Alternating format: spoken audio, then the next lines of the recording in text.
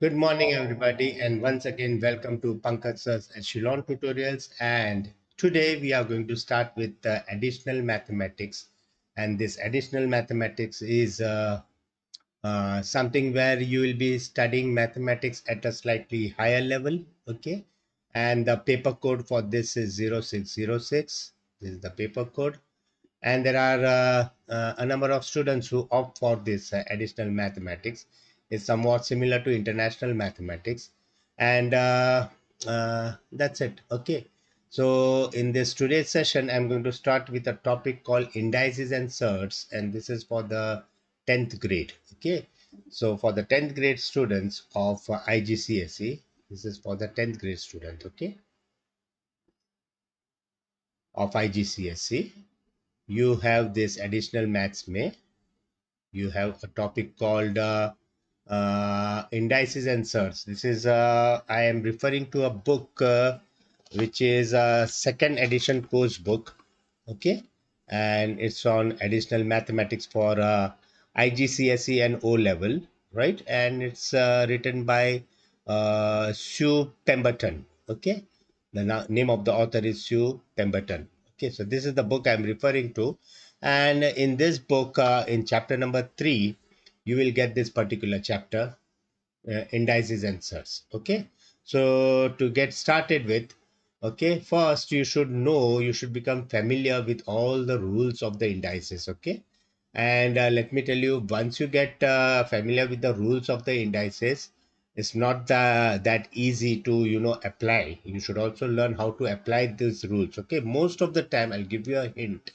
Most of the time, at a later stage, you will be applying the reverse direction made. The rule will be applied mostly in the reverse direction. Okay, for example, rule number 1, it says that, and it is written in this way. Rule number 1 is a raised to m into a raised to n is equal to a raised to m plus n, right? But in real situation, you may come across a raised to m plus n, which you may be have to write it in terms of a raised to m into a raised to n. Okay, so both the way the rules has to be learned and understood properly, from left to right as well as from right to left. And I insist on right to left as more important, because most of the time you'll be using the rule in that direction, in the reverse direction. Okay, so rule number 1, it is also known as the product rule, and that is a raised to m into a raised to n is equal to a raised to m plus n. Important to note here is the base, that is the a of the two terms, has to be same. Okay, so you cannot say that a raised to m times b raised to n equal to a raised to m plus n. No, this will be something wrong. Why? Because these two bases are not the same. So for these rules to be applicable, the basis has to be same. Okay, so this will be something wrong. Okay, so rule number 2 is a raised to m divided by a raised to n is equal to a raised to m minus n. Okay, this rule can be written in this way also: a raised to m upon a raised to n, which is same as division, is equal to a raised to m minus n, right? Then third rule is a raised to m whole raised to n is equal to a raised to m into n. Okay, for example, suppose we have 2 raised to 3 whole raised to 3. This will become 2 raised to 3 3s are 9. Got it? Next rule is rule number 4. A raised to n into b raised to n is equal to ab raised to n. Now here you can see that the bases are not equal. Okay, but the index is the same. Okay, so in such cases you can write ab raised to n. For example, suppose you have 2 raised to 5 times 3 raised to 2. This can be written 3 raised to 5. Okay, this can be written as 2 into 3 raised to 5. This index, which was common for both, that you have taken out. Okay, so this way you can always write it. Okay, next is rule number 5. A raised to n upon b raised to n is equal to a upon b raised to n. Again, if it is 2 upon 3 whole raised to 3, okay, this can be written as 2 raised to 3 upon 3 raised to 3. Now see, here I have used the rule in the reverse direction, from right to left. Okay, And in the this is also the same rule, that is, if I have 2 upon 3 whole raised to 3, this can be written as 2 raised to I'm sorry, I'm writing the same thing. Let me do this way. Okay, suppose I have 2 raised to 3 upon a 3 raised to 3. This can be written as 2 upon 3 whole raised to 3. Got it?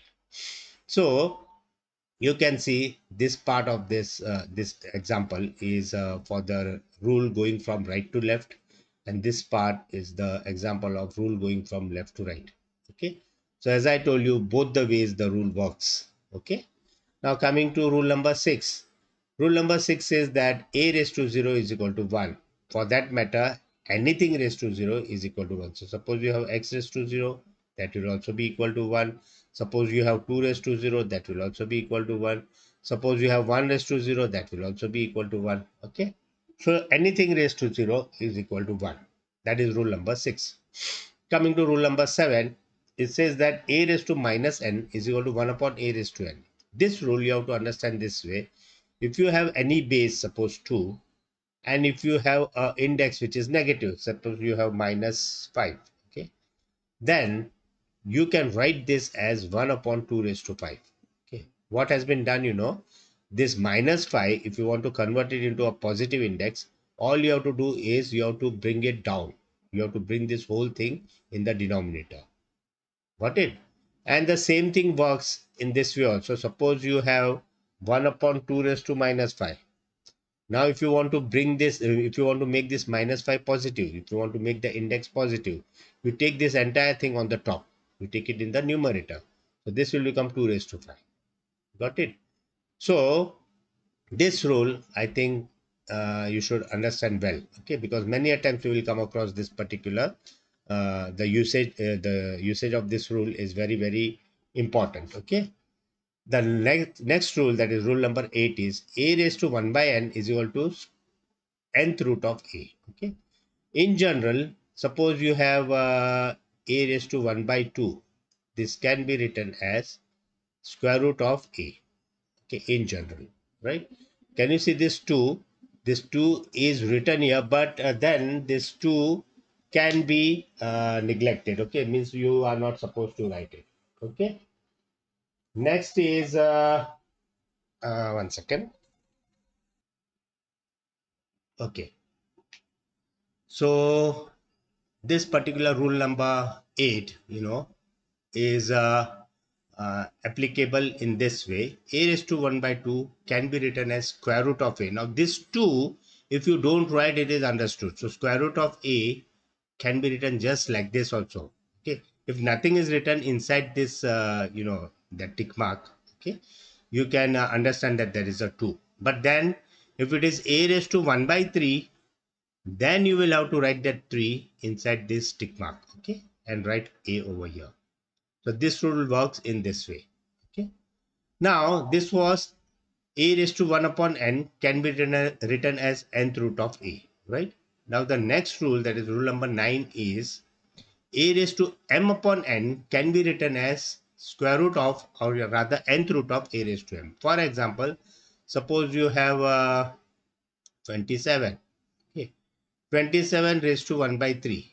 This can be written as this 3, will come over here, and 27 raised to 1 will come inside this. Okay, so 27 raised to 1 by 3 can be written as cube root of 27.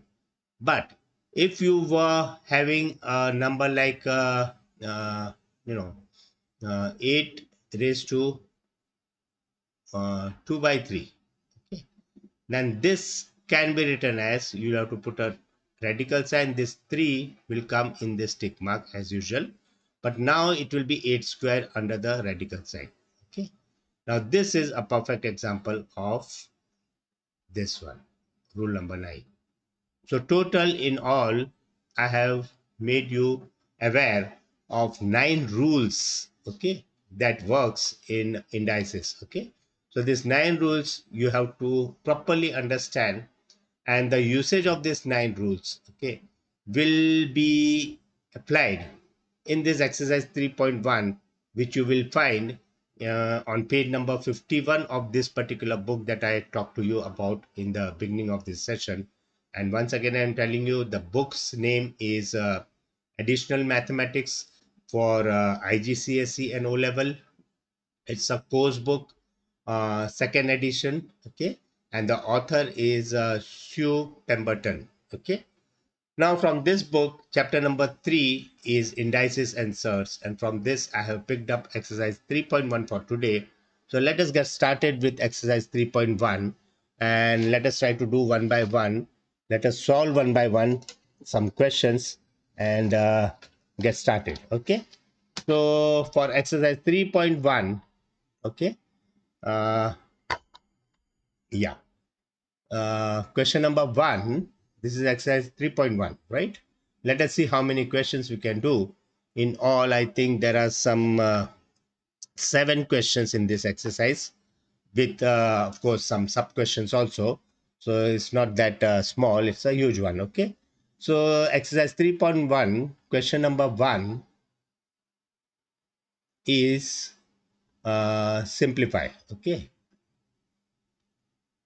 Simplify. Now, basically, whatever I have discussed so far, the 9 rules, those 9 rules we are going to use in this particular exercise. Okay. So, question number 1 is simplify, and the A sub question is it's x raised to 5 whole raised to 3. So, this will work out to x raised to 5 into 3, 15. Okay. This is the rule number 3 that I have used. Can you see this rule number 3? Rule number 3 was this, okay, a raised to m whole raised to n is equal to a raised to m into n. That's the rule I have used. Now, B part of the question 1 is x raised to 7 into x raised to 9 equal to how much? You have to simplify this, okay. So, x raised to 7 into x raised to 9 has to be x raised to 9 plus 7, which works out to x raised to 16. So, that's the answer, okay, for the B part. For the C part, okay, for C part, the question is x raised to 5 upon an x raised to, cannot see it clearly, okay, it's x raised to 8, okay. So x raised to 5 upon an x raised to 8. This should be equal to x raised to 5 minus 8, which works out to x raised to minus 3. So this is the answer. You can also write this x raised to minus 3 as 1 upon x raised to 3. Okay. So all these rules I am using. Okay. Now I am not going to repeat every time which rule I am using, but you can understand how I am using the various rules, the 9 rules that I discussed in the beginning. Okay. That was question number C. Let us go to D. D is square root of x raised to 10. Okay. This should be equal to x raised to 10 upon 2. Okay, which is equal to x raised to 5. E. E question says that simplify x raised to minus 4, square root of x raised to minus 4. Okay. Now this can be written as x raised to minus 4 upon a 2. This can be written as x raised to minus 2. And this can be written as 1 upon x raised to 2. Okay. That was E. Let us work out F. F is x raised to minus 3 a whole raised to 5. Now this is the same third rule. So you'll have to write x raised to minus 3 into 5 will be minus 15. And this x raised to minus 15 can be written as 1 upon x raised to 15. Got it? That was F sub question. Now let us do G. G is cube root of uh, x raised to 6. Right? Cube root of x raised to 6. Now this can be written as x raised to, this is the ninth rule that I talked to you about. Am I correct? Ninth rule? Yes, it is the ninth rule. Okay, this one. A raised to m upon n is equal to nth root of a raised to m. So cube root of x raised to 6 can be written as x raised to 6 upon a 3. right? Which can be reduced to x raised to 2. So that's the answer, x raised to 2. Let us go for h. H is x raised to minus 1 whole raised to 2. Okay. This can be written as, I think it is not x raised to minus 1. It's square root of x raised to minus 1. Let me check it. It is h. No, it's x raised to minus 1. Okay. Uh, which one I'm doing? H1, no? 1 second. Yeah. The question is x raised to minus 1 whole raised to 2 times x raised to half whole raised to 8. This is the entire question. So, this can be worked out in this way. This will be equal to x raised to minus 1 into 2 is minus 2 times this will become x raised to 8 upon 4, which is equal to 8 upon 2, that is x raised to 4. Then this can be reduced to x raised to minus 2 plus 4, that is equal to x raised to 2. So this is your final answer for H. Next is I. I says that simplify 3x square y times 5x raised to 4 y cube. Now this should work out how? First, you will have to multiply this 3 and 5, the numbers, to make it 15. The coefficients you have to multiply out first. So 3 into 5 will be 15. Then take the variable. So x square into x raised to 4 will be x raised to 2 plus 4, that is 6. Then take this variable y raised to 1 and y raised to 3. So it will become y raised to 1 plus 3, that is 4. So this is the ultimate answer, 15, x raised to 6, y raised to 4. That was sub question I. Let us go for J. J is root of a 25, x raised to 6, y raised to a minus 4. This can be written as 25 x raised to 6 y raised to minus 4 whole raised to 1 by 2. Can you see this square root I have replaced by raised to 1 by 2? Okay. Now if you further do this, it will be 25 raised to 1 by 2 times x raised to 6 whole raised to 1 by 2 times y raised to minus 4 whole raised to 1 by 2. Next will be 25 raised to 1 by 2 will be square root of 25, which can be easily written as 5, and into x raised to 6 into 1 by 2 will be x raised to 6 by 2, which will reduce to x raised to 3, and this will get reduced to y raised to minus 2. Okay, so your ultimate answer will be 5x cube and y raised to minus 2. Okay, and coming to the k part of the question, sub question, it says that 2x cube y raised to 3 by 2 whole raised to 4. You have to simplify this. So 2 raised to 4 times x cube raised into 4. So 3 into 4 is 12. So x is raised to 12. And see, here there was 1. So 2 raised to 1 whole raised to 4 will be 2 raised to 4. 1 into 4 is 4. Then x raised to cube whole raised to 4 will be x raised to 3 into 4, that is x raised to 12. And same way this will become y raised to 3 by 2 into 4, which turns out to be y raised to 6. Now if you club this, this will become 2 raised to 4 raised to 2 is 4 and 4 4s are 16. So 16 x raised to 12 y raised to 6. This is the simplified form, x 16 x raised to 12 y raised to 6. And coming to the L part, we have a square root of I think it is 9 x raised to 8 and then y raised to a minus 4 times cube root of uh, it's 8 x raised to 6 and y raised to minus 3. So let us simplify this L. So first of all, what I'll do is this square root I'll get rid of by writing this 9 raised to 9 into x raised to 8 into y raised to minus 4 whole raised to a 1 by 2. And here I'll get rid of this cube root by writing 8 into x raised to 6 into y raised to minus 3 whole raised to a 1 by 3. Got it? This square root I have removed by putting raised to 1 by 2. This cube root I have removed by putting this 1 by 3 on top. Okay. Now let us work out. So this will be 9 raised to 1 by 2 into x raised to 8 into 1 by 2 is x raised to 4. And this will be y raised to minus 4 into 1 by 2 is minus 2. And same way, here I'll get 8 raised to a 1 by 3 into x raised to 6 into 1 by 3 is 6 upon 3, that is x square, into y raised to minus 3 upon 3, that is minus 1. Now this 9 raised to 1 by 2 is as good as square root of 9, which will become 3. This is x raised to 4. This is y raised to minus 2.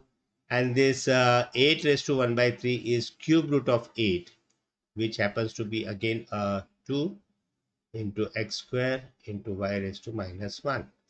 Now ultimately you'll have to do this. 3 into 2 will be 6. Then taking x variable, you'll get x raised to 4 plus 2 is 6. And y variable, you'll get minus 2 minus 1, that is minus 3.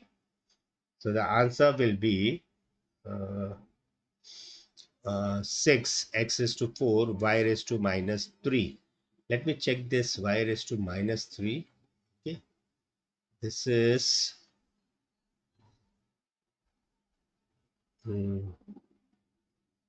minus 1. Okay, minus 2 minus 1 is minus 3. Yeah, it has to be, this has to be the answer. Okay, so let me check the answer for this L part. I'm a little doubtful and I'll get back to you. So 3.1,